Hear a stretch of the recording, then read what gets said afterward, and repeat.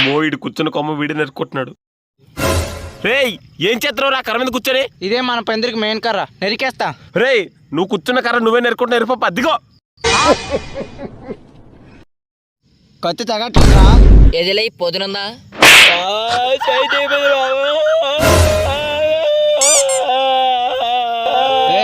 ఏం కాదురా, అది చిన్నదేరా.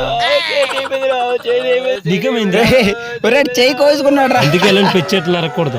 పదండి అక్కడ ఎండి చెట్టు ఉంది, నరుకుదాం. లగరా లేకరా రే, ఇలా అయితే ఆసిగాళ్ళు అయితే ఇంకేమైపోతావురా నువ్వు. అరే ఈ సంవత్సరం పూజ నేను ఉంటాను రా. నేను ఉంటాను రా.